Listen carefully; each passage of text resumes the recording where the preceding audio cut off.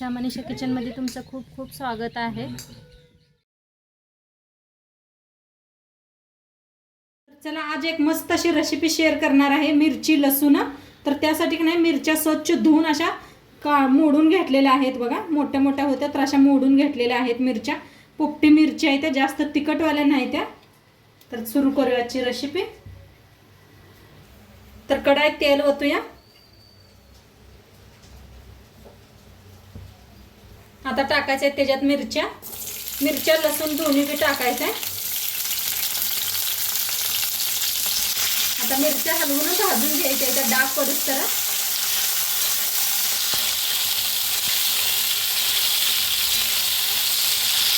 तर मिरच्या अशा छान डाग पडूस तर भाजून घ्यायच्या। लसूण बी छान असा भाजायला लागलाय बघा, असं दाताखाली आला की नाही खूप छान लागतो या लसूण बी। त्यात असा मोठा मोठाच घातलेला आहे, सोलून कुटून घेतलेला नाही।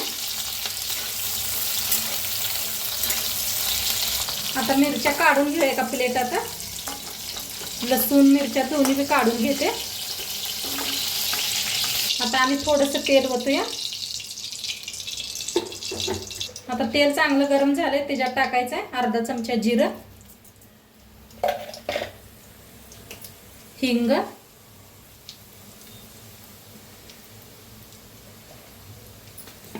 थोडीशी हळद, चांगलं मिक्स करून ह्या मिरच्या मिक्स करायच्या त्याच्यात। मिरच्या लसूण दोन्ही बी आणि छान असं भाजायचं।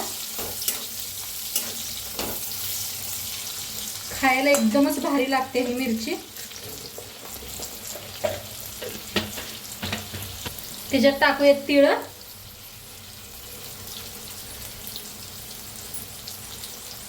तिळाला बी भाजायचे या संगत।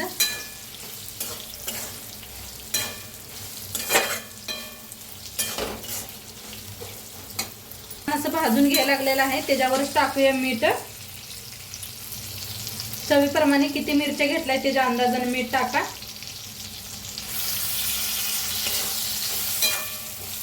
बघा एक नंबरच लागते खायला बरं का, या पद्धतीने केला म्हणजे तोंडाला चव येते।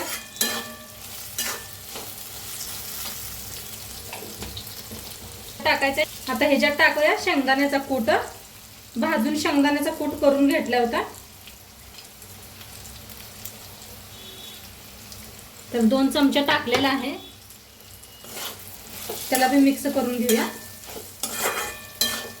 हे पहा काय भारी दिसते का नाही, बघताच तोंडाला पाणी सुटणार आहे, मिरची बनते। तर छान असं भाजून घ्यायचं।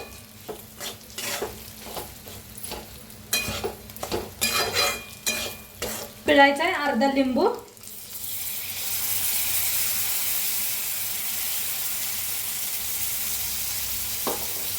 मिक्स करून घ्यायचा।